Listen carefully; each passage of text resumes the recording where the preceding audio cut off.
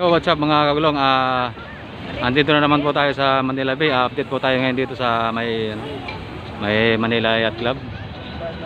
Sa ngayon po tuloy-tuloy po ang paglilinis ng mga DPS mandargat dito. Dahil sa pinapanatili po nilang malinis po dito sa pampang ng Manila Bay.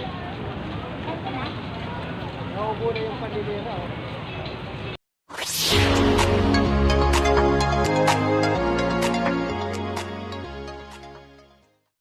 Yan po, sa ngayon andyan po yung mga may sipag nating DPS patuloy sa paglilinis dito sa Manila Bay.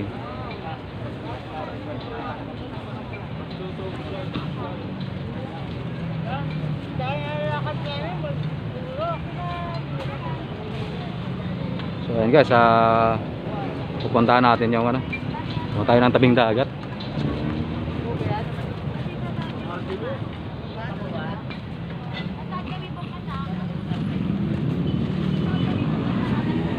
Oh, yan sila ang ganda. Sobrang linis dito. Napakaganda. Wala ka na makikita mga basura. Dahil yan sa mga pang-araw-araw na mga ginagawa na mga may sipag mga na DPS dito. Yan guys. Halos wala ka na makitang mga basura na nagkalat dito ngayon.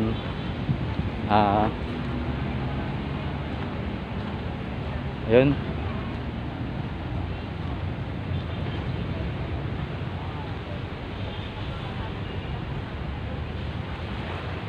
Po yung dagat, no?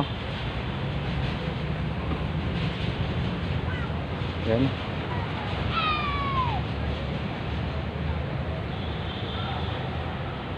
Kahit po nandun sa ilalim ng dagat, dun sa dagat na tara mismo, kinukuha na nila yung mga basura na yan para hindi na maabot dito sa pampang na to.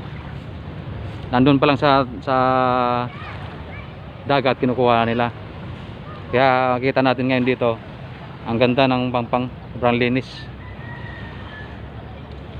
Yan na, pasalamat tayo sa mga may sipag na DPS dito. Galing na ginagawa nila.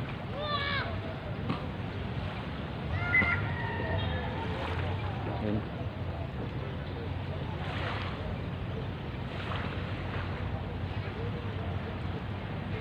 Hindi naman ang dagat.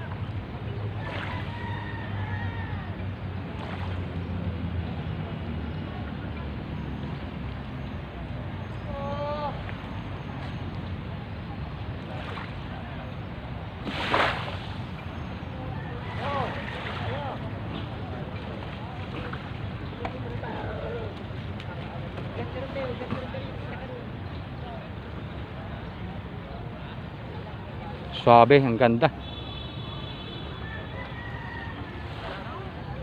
At mga bata dito, gustong-gusto nila maglaro dito. Parang gusto na lang maligo kasi nga masyadong kalmado yung dagat natin, kaya kakatuwa. Unang-una hindi ka na mangidiri kasi nga napakalinis, na daming isda. Ayun, baling daming isda sila na gurami. Nandito lang sa pangpang.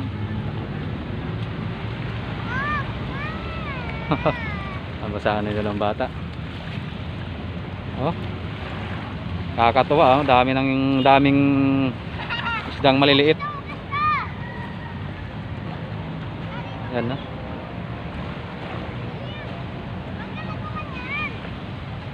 Yan yung mga daming ibon. I-close up natin guys para makita natin yung yun tuwang-tuwa yung mga ibon Tawag sa amin yan ay talaod. Talaod. Ito napakarami.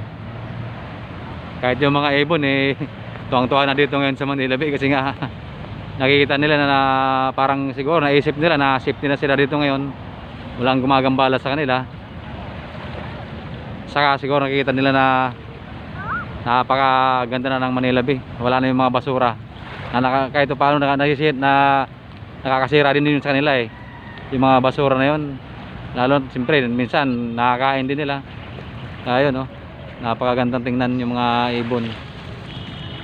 Ang ganda, wow.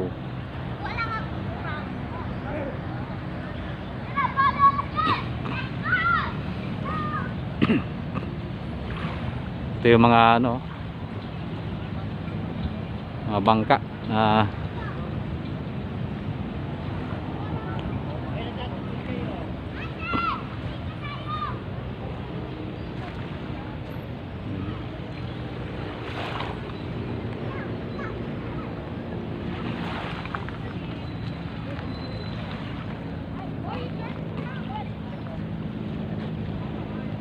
sabi, sarap tingnan. Dito to sa may Manila Yacht Club mga kaibigan, mga kababayan, mga kagulong.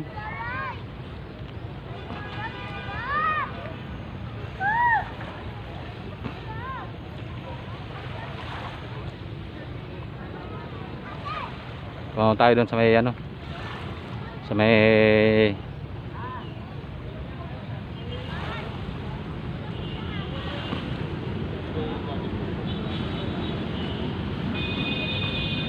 mga yate.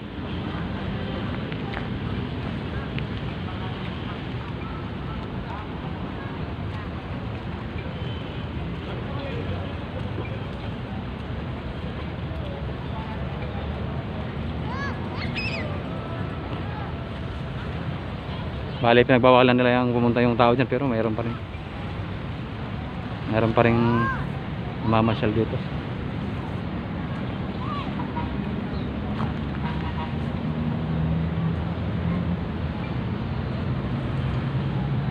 Ayun.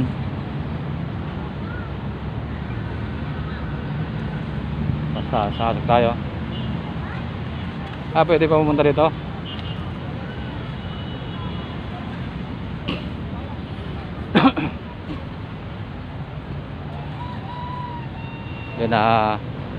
Yun na yung mga ano dito. Dumi yan. Dito pa rin sila ngayon, naglilinis oh.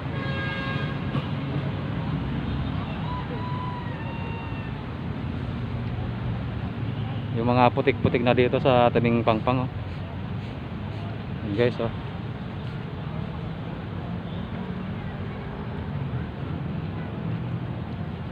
Meron pa silang nakuha mga basura dito, mga nakabaon. Yun maraming salamat sa team ng MDE. Sila pa yung naglilinis dito ngayon sa may side ng Manila Yacht Club.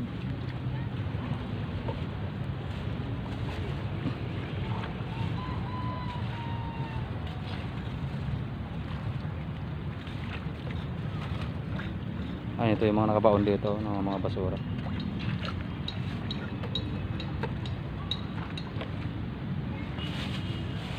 Yun, thank you very much sa team ng MMDA. Patuloy na paglilinis dito ngayon sa side ng Manila Yacht Club. Araw-araw nilang pinapanatiling malinis po rito.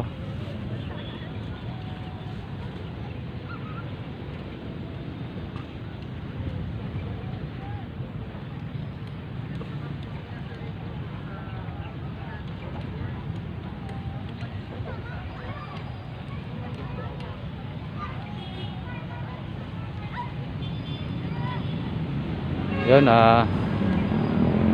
ang sarap na pasyalan dito guys.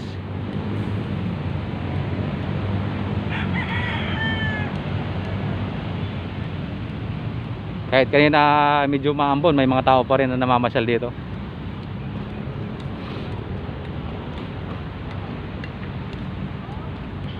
Yung mga yate.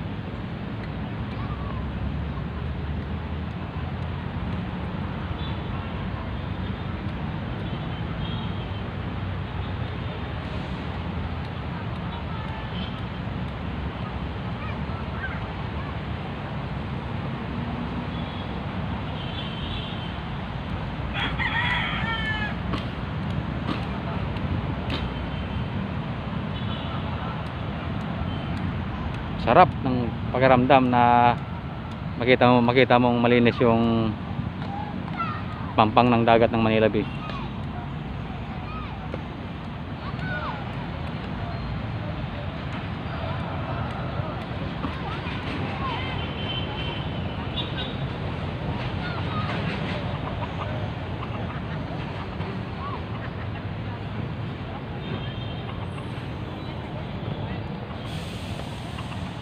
Yan yung mga may sipag natin na DPS.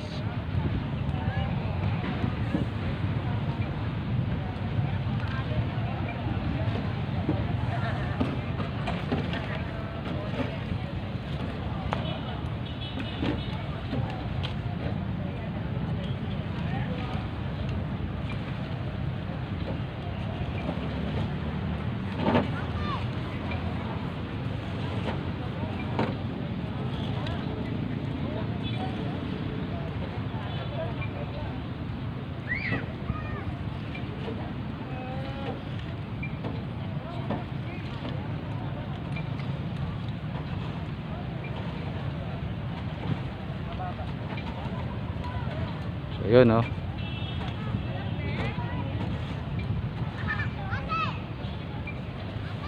So ayan guys, puputulin ko na yung video na ito.